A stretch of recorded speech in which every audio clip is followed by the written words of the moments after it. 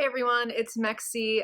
This is just a little prequel to the actual video because I forgot to record this while I was recording. So myself and Tristan from Step Back History and Thought Slime will be hosting a meetup in Toronto on May 19th at 7 p.m. at Disgraceland. So for any Toronto leftists who want to come out and meet us, please come say hi. I'll announce it again closer to the date. I just wanted to alert everyone so that they could save the date. Without further ado, let's get into this video. I am back from my trip, which was really great. I went to a conference in New Orleans and then went to Florida. So I'm back. I haven't had a ton of time to work on scripts. I have a couple in the pipeline that are from the Twitter poll that I just held. So the next two coming up will be unions and work ethic, and debt deficits and austerity. So I'm gonna work on those very soon, but I thought I haven't posted in a while, in a hot minute, so I thought today I would do some reading recommendations. And I also had some questions from people asking me if I could give some tips for how to digest really theory-heavy reading if you're just a beginner and you have no background in any of this stuff. So I have a huge stack of books beside me, and if I don't actually own the book, then I will just put up a picture of it. So I decided to start with books that, if you are a beginner, these are books that are written with little to no jargon, I feel like, hopefully. So the first book is The Shock Doctrine by Naomi Klein, and yes, I have beaten the hell out of this book. This is a great book because if you're new to leftism or leftist thinking, then this is written in not necessarily a narrative style, kind of a narrative style, I guess. I mean, she's a journalist, and so she writes from her own perspective, and it's just an enjoyable and easy book to read and to comprehend. And it doesn't just talk about economic theory. It actually talks about geopolitics and how the neoliberal Washington consensus-like policies are being, you know, very forcefully very forcibly forced on peoples around the world, and then she documents the devastating effects that these actually have for people living in those countries. So I think this is a great place to start if you want to kind of get into, you know, why leftists are so mad about what's going on and why it is such a problem and why people are so passionate and fervent about, you know, combating imperialism and yeah, the spread of the neoliberal consensus around the globe. The second book I've chosen, which is also good for beginners because, once again, it's written as a novel. It's written in a narrative style from John Perkins' perspective, who used to work, well, he used to be a consultant and did work for the World Bank.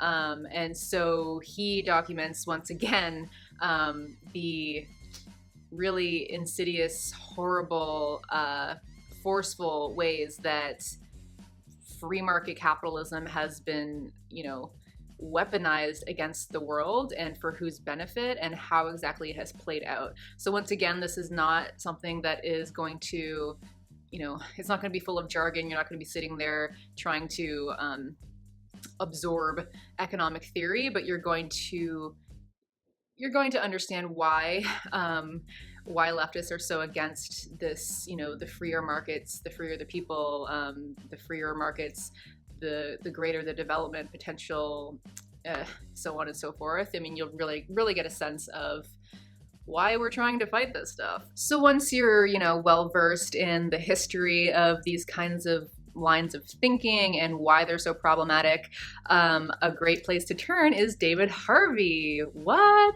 Yeah, you knew I was going to bring him up. So I would say the first book that I would recommend for, you know, new leftists or people trying to understand what's going on in the world would be A Brief History of Neoliberalism, which I don't own in a hard copy, so I'll just throw up a photo of it.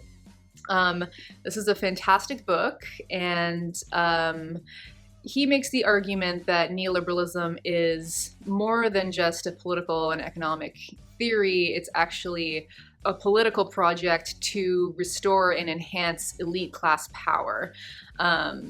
And so that's kind of his angle, but still, I mean, just the way that he writes is easy to digest. It's very informative. You'll learn a lot. Great book. Another one is 17 Contradictions and the End of Capitalism. You can see how much I put little stickies into all my books. And in this one, he looks at the contradictions of capitalism. And I get a lot of questions about the contradictions of capitalism.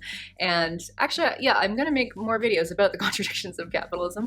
But once again, I feel like this is just a very informative read. And I like his writing because he ties, economic theory to real world events. And so he makes sure that everything he's talking about is, well backed up by material reality. He's drawing from material reality to analyze what's going on, as opposed to a lot of economic textbooks, neoclassical economic textbooks that base everything they're saying on pure theory and not material reality. And so I think David Harvey's a good one. For new leftists too, I might recommend this book. Globalization and its Discontents, revisited by Joseph Stiglitz, who is a former Nobel Prize winner and former head of the World Bank. The reason I hesitate to recommend this is because this person is, Keynesian at best. This person is definitely not a leftist, and they say some fairly ignorant things about certain socialist states.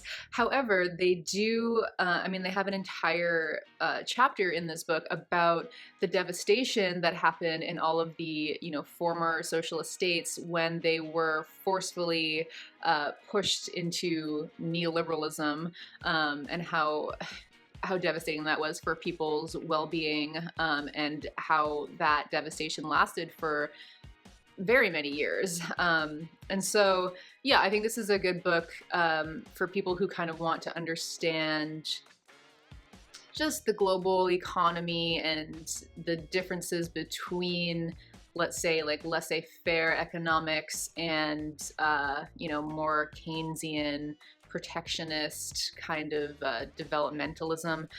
He talks a lot about China and their development pathway and how it was different than the structural adjustment kind of Washington consensus like policies that I've talked about a lot. So yeah, I would hesitantly recommend this. It's an informative book, and it's also very easy to read. So this might be something to take a look at. In the same vein of, an economist who is not a leftist but might be worth reading is Steve Keen. I just read this, Can We Avoid Another Financial Crisis? And I'm actually going to use a lot of what is presented in here in my debt deficits and austerity video, which is coming up. So you can just kind of wait for the video if you don't want to read this. But it is very informational, and it really, once again, debunks neoclassical economics. I mean, you're going to notice a trend in all of the books that I'm reading. I really like books that make it very obvious that neoclassical economics is a pie-in-the-sky, ridiculous theory that is not based in reality, and that it is just ill-equipped to predict things like financial crises, or it's just really ill-equipped to be the dominant, modeling of our economy whatsoever. So again, I would I would recommend this book, but once again, he also says some kind of ignorant things about socialist states, which is to be expected from, more mainstream economists. Okay, next up is Caliban and the Witch. Everybody read this. Everyone read it now. Everyone read this book.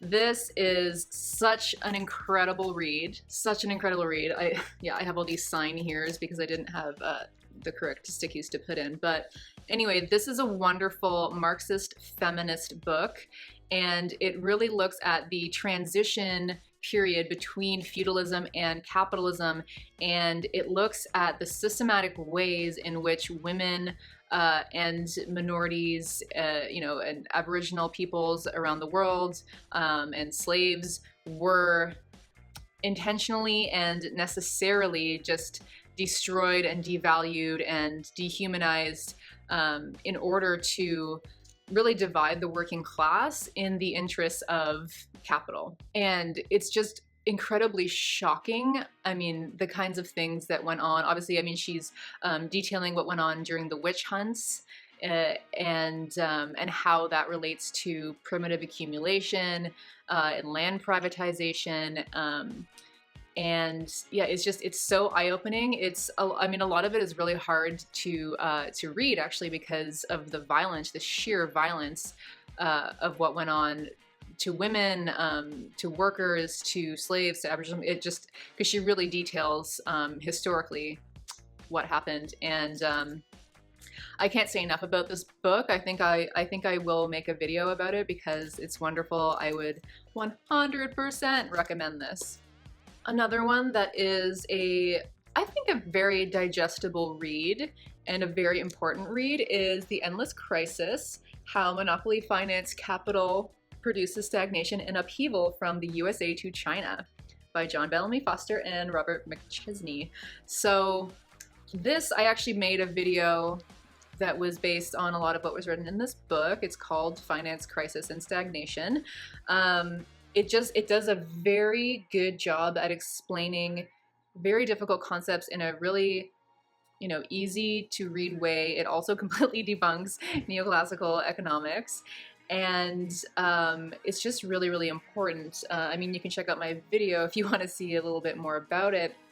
But it just takes a look at, how we're basically trapped in this loop where capitalism has to create these bubbles and just ride these bubbles, these financial speculative bubbles, to keep itself going, but how that's just, it's just deepening the crises that we're going to go through, and that it's really not sustainable in the slightest. So yeah, definitely check this out and my video that I did on this. In terms of just like reading Capital, I mean, I cannot recommend Marx's Capital enough. I really, really can't. This is the book that really opened my eyes to so much. I mean, I think I've spoken about this before, but I had already kind of been awoken to the fact that capital was, producing inequality and environmental degradation through my undergrad. But then when I read Marx's Capital, it really put things together for me, because it really dissects how capitalism works from its just very most basic levels. I know that there are other books that are shorter and easier to read that Marx has put out, like Wage, Labor, and Capital and things like that. Yeah, I don't know. I feel like maybe once you get into a groove of reading some of these other books, you might just attempt it, because I don't know, you'd be surprised what you would take away from it, even if you don't feel quite prepared for all of the theory.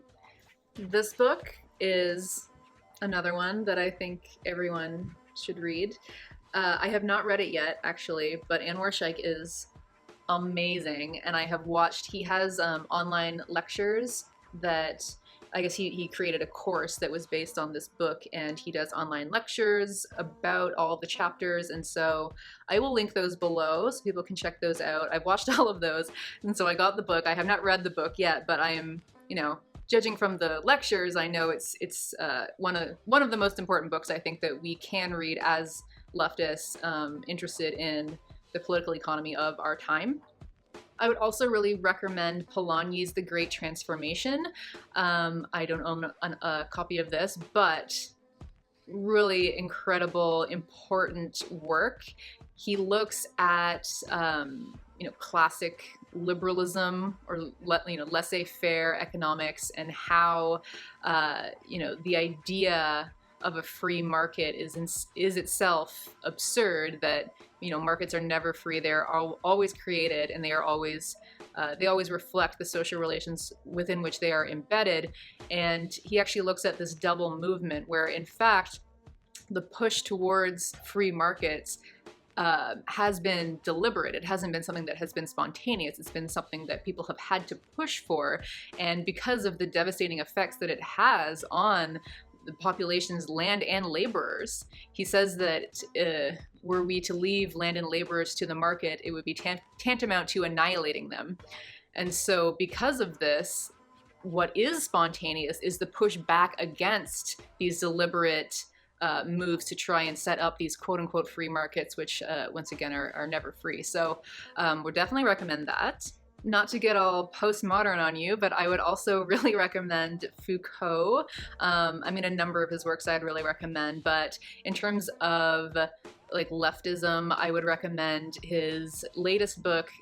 Well, it was translated to English in 2008, I suppose. It's called The Birth of Biopolitics, and in it he discusses neoliberalism as more than just a political economic framework or system, but also an entire ideology, an entire way of seeing the world, and an entire way. I mean, his whole thing is talking about the power of discourses to create hegemony and then to become internalized by citizen subjects who then are compelled to think about things and behave in ways that are in line with that dominant ideology.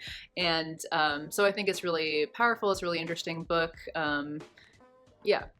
I would also recommend Fanon, The Wretched of the Earth, and Coulthart, Red Skin, White Masks. So Fanon also has Black Skin, White Masks, which is also good. I really liked The Wretched of the Earth. He combines Marxism with like psychoanalysis of colonial subjects and the colonial condition, and he really makes the case that any anti-colonial struggle must also be an anti-capitalist one. And he really goes into the ways in which colonialism and capitalism, these structures are upheld by, by the very structures of their domination, like the political economy of it, but also through the ways in which marginalized people come to see themselves and see their place and see what is possible for them. So colonized people, in his mind, develop psychoaffective attachments to these master sanctioned forms of recognition, or these master sanctioned forms of success or getting ahead, or things like that, and that helps to also replicate this system of capitalism and colonialism and all the kinds of oppressions and marginalizations that go along with that. So yeah, I love Fanon, very good. And then Coulthart, amazing book. So he kind of applies that whole line of thinking to First Nations people in Canada, and once again makes the case for a radical anti-colonial and anti-capitalist struggle, and it's just brilliant. It's just absolutely brilliant. I won't go too much into like the politics of recognition, but it's great. So I would definitely recommend those as well. Lastly, I have a few books that I would say are kind of in the political ecology genre.